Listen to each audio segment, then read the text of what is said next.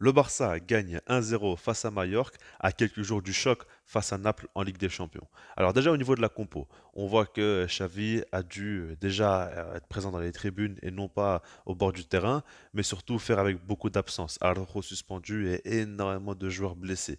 Par rapport à ça, il fait un test avec Rafinha titularisé au milieu de terrain en tant qu'intérieur côté droit, proche de Lamine Yamal justement, qui a été titulaire aussi. C'est son retour. On sait qu'il avait des gènes au genou. J'espère que s'il a joué ce match-là, c'est parce qu'il ne ressent absolument plus rien. Et puis en attaque, la vraie surprise, c'est Marc Guiu, titulaire. Lewandowski n'a pas été mis en jeu parce qu'il était un carton jaune d'être suspendu face à Atletico Madrid, qui est le prochain match. Et puis aussi, il y a le match face à Naples qui arrive.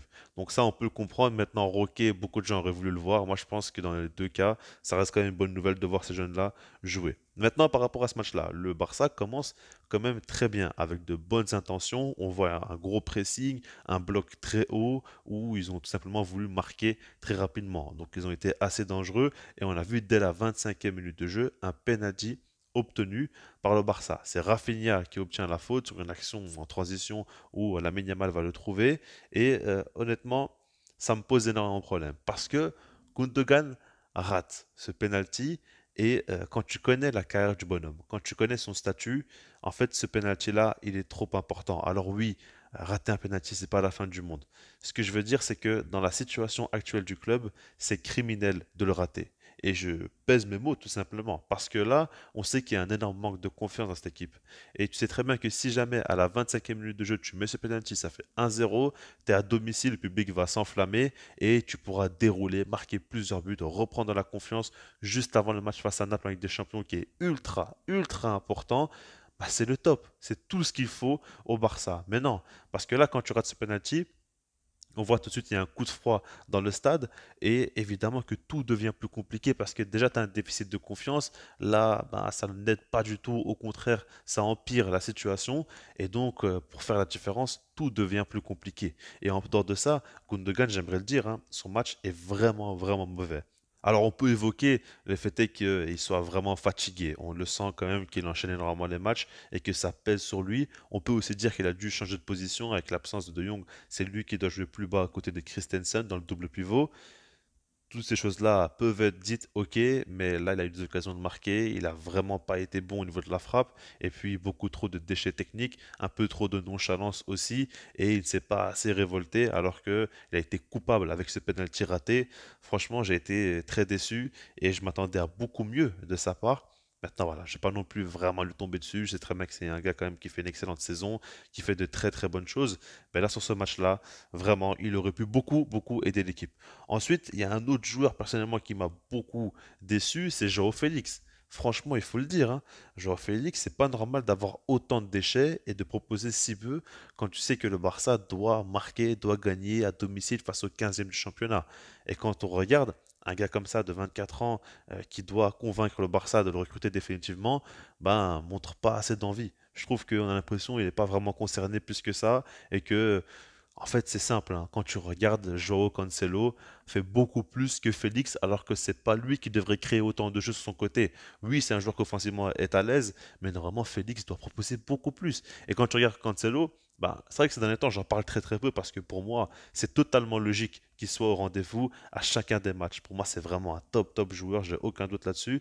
Mais il faut quand même dire qu'aujourd'hui, par exemple, il propose beaucoup plus que Joao Félix sur le côté gauche. C'est un joueur qui a la faculté de se retourner, de dribbler, d'éliminer, de centrer de manière très pertinente régulièrement. Et sans lui, le côté gauche est complètement mort. Ça, il faut se rendre compte, ce qu'il fait, c'est tout simplement exceptionnel.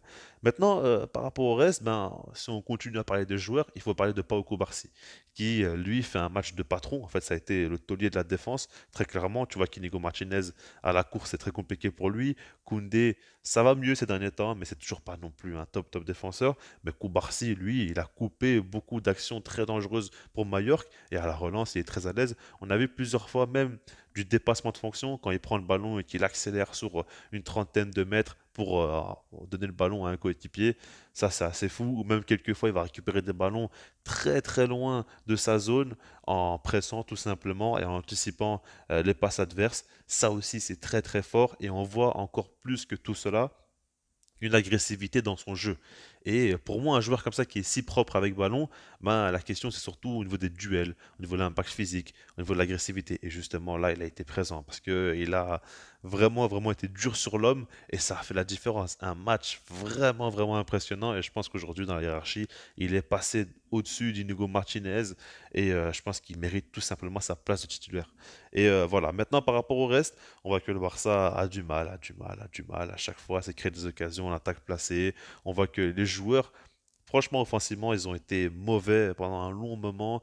Gundogan aussi, comme je vous l'ai dit, et ça fait que tu as du mal à te créer des occasions.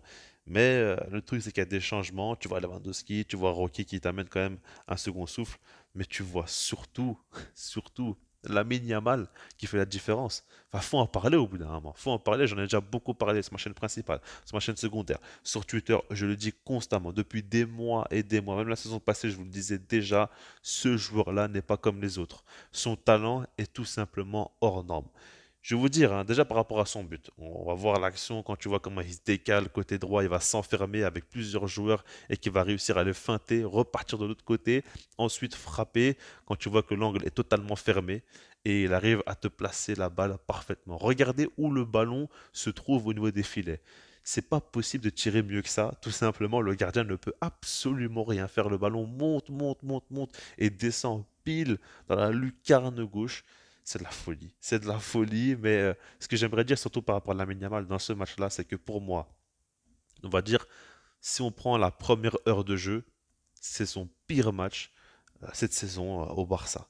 Parce qu'il a eu énormément de déchets, parce qu'il n'était pas forcément dans le tempo, parce que des fois même il ralentissait un petit peu le jeu et c'était pas habituel. Ça m'a choqué parce que je n'avais jamais vu la Yamal aussi peu important sur son côté. D'habitude, c'est lui vraiment qui crée beaucoup de brèches et là, ce n'était pas le cas. Mais le truc, c'est que lui, il a su se réveiller. Il a su quand même frapper à un moment donné sur la barre transversale. Il a fait une frappe aussi exceptionnelle. Et d'ailleurs, ce jour-là, il touche très souvent les barres, hein, quand même, avec l'Espagne, avec le Barça. On l'avait plein de fois. Il n'a pas beaucoup de réussite.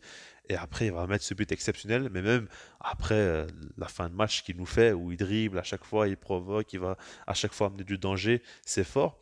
Et puis, le fait est qu'il soit passé à côté de son match pendant un long moment et qu'au final, il retourne la situation, ça prouve qu'il est complètement fou parce qu'il a 16 ans et c'est pas normal de savoir euh, croire autant en soi, être si confiant, si sûr de soi et finir par être le joueur décisif qui donne la victoire à son équipe. Non, c'est pas Gundogan qui va le faire, c'est pas Lewandowski qui va le faire, c'est pas l'Étolier, c'est le petit Lamine Yamal qui prouve qu'il n'a pas peur tout simplement parce qu'il a le talent, mais il a aussi vraiment une attitude assez dingue.